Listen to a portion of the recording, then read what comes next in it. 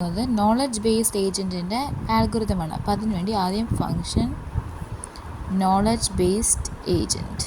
Okay, അപ്പോൾ അവരെന്ത് ചെയ്യുന്നു വെച്ചാൽ ആദ്യം നമുക്കൊരു പെർസെപ്റ്റ് എടുക്കും, എന്നിട്ട് റിട്ടേൺ ചെയ്യുന്നത് ആക്ഷനാണ്.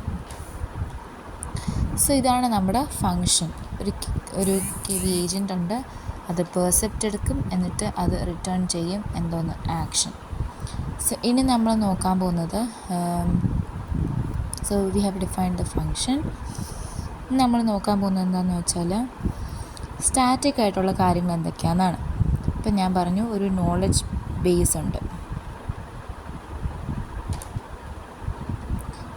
പിന്നെ ഒരു ടൈം കൗണ്ടറുണ്ട്,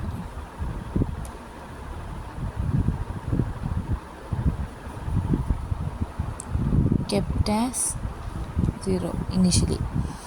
ഓക്കെ, ഇനി ഇവിടെ തന്നെ അതായത് അടുത്തതെന്ന് വെച്ചാൽ നമുക്ക് ടെല്ല് ചെയ്യാം.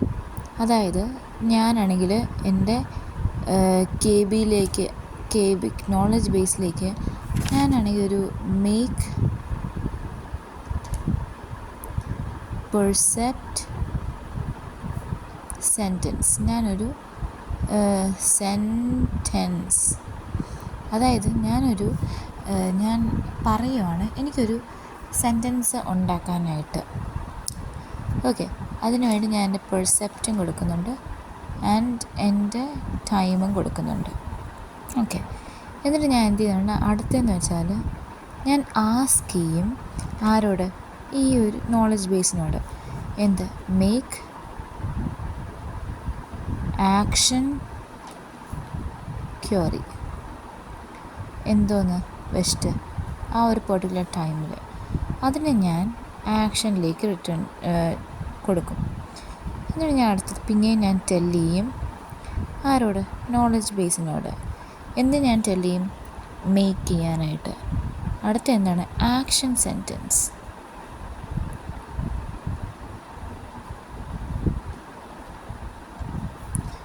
പെർസെപ്റ്റും ഉണ്ട്, ടിയും ഉണ്ട്.